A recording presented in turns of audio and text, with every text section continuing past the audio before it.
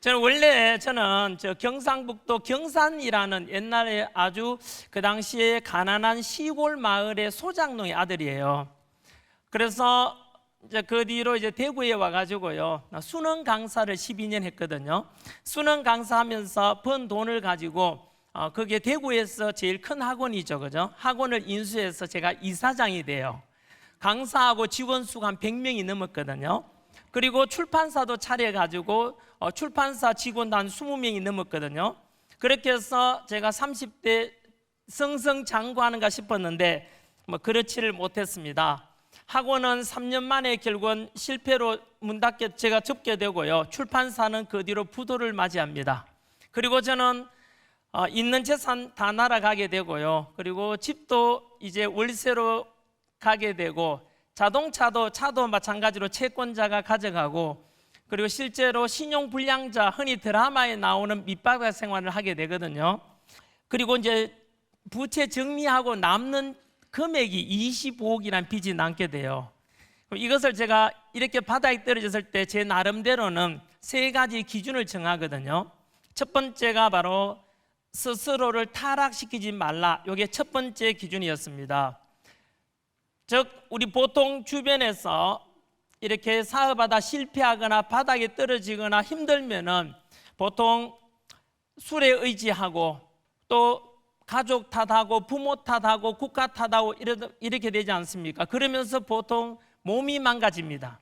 저는 정반대로 했거든요. 바로 바닥에 떨어지면서 내 스스로를 언제나 경건하게 하자. 그래서 건강 관리를 잘해야 된다. 언제나 자기 관리만 잘하면 꼭 기회는 오게 되고요. 그리고 두 번째, 제 나름대로 인생 10계명을 만듭니다. 첫째, 복 있는 사람은 악인의 길을 좇지 아니하며 죄인의 길에 서지 아니하며 오만한 자의 자리에 앉지 아니하고 오직 여호와의 율법을 즐거워하여 주야로 묵상하는 자로다.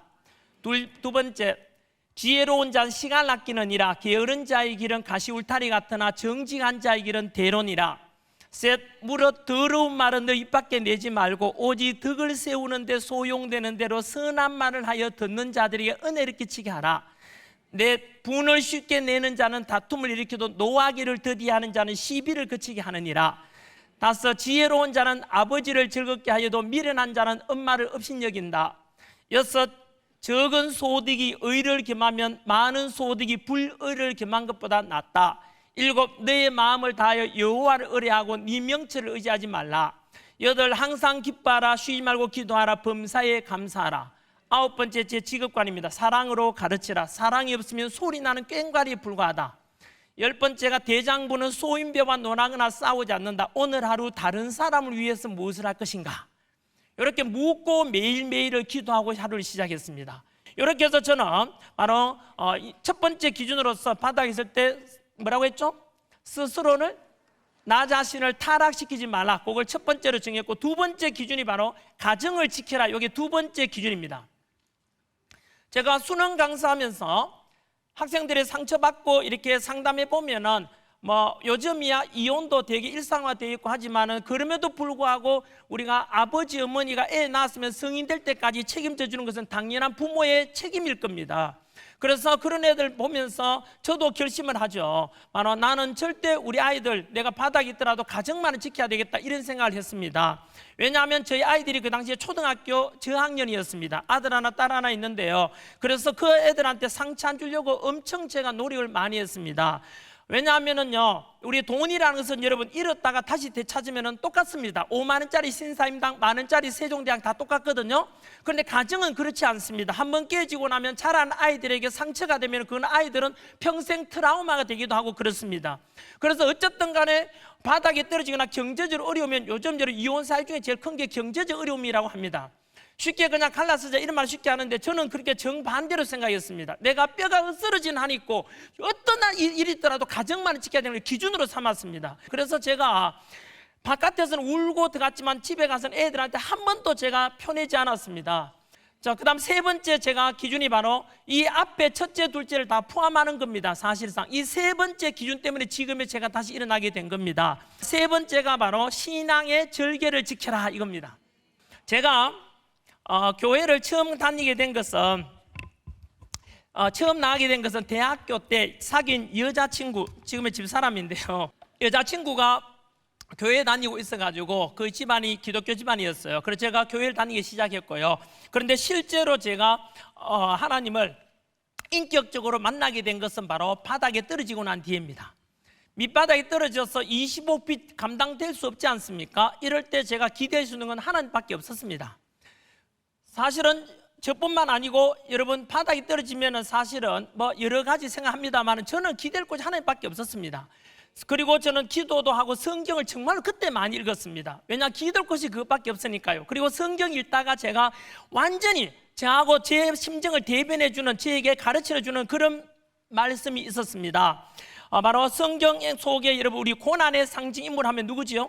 그 욥기에 보면은 욥기 1장 21절이고요. 뭐라고 했습니까? 주시니도 여호와시고 거두시니도 여호와시오니 여호와 이름이 찬송을 받을지니라 라고 했지 않습니까? 저는 여러분 이래 생각했죠. 제가 학원 실패, 출판사 부도, 이 모든 것은 결국은 내 뜻이 아니고 하나님의 뜻이구나, 그렇게 받아들였습니다. 결국은 하나님 뜻으로 제가 실패하고 바닥에 떨어졌으니까 다시 이렇게 세울 것이도 금방 성경 말씀 중에 누구나 하셨습니까?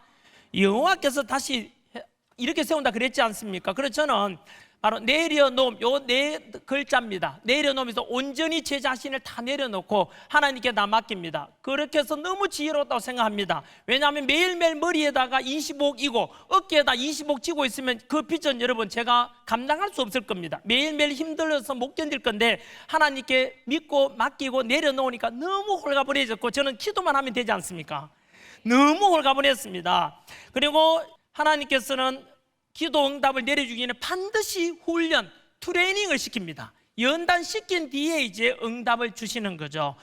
저 역시 마찬가지로 그 회복되는데 무려 10년이 걸렸습니다. 처음에는 제가 바닥에 떨어졌을 때 저희 초등학교 담임선생님 역시 교회 권사님이신데요, 그분께서 저보고 한결아 니 잘 견뎌내라, 니 바다에 떨어졌다는 이야기 들었는데 어떤 어려움도 10년을 지난 건 없다 하더라고요. 딴맘 먹지 말고 잘 견디라 하던데, 여러분 실제로 그 당시 그 이야기 들을 때는 이건 뭐냐, 저주야 뭐야, 10년을 어떻게 견디란 말입니까 했는데 실제로 제가 회복되는데 10년이 걸렸습니다. 그 뒤로 노량진 올라와서 공무원 강사로 전향해서 1타 강사가 되고 이 자리까지 왔는데요, 저는 부모 찬스도 없었습니다. 가난한 농부 아들이었습니다. 그리고 학벌 찬스도 없었습니다. 그리고 다 얼굴 지금 보다시피 외모 찬스도 없었습니다. 대신에 그 세 개 찬스를 다 뛰어넘을 만한 가장 든든한 백, 가장 큰 찬스, 하나님 찬스 때문에 여기까지 왔습니다.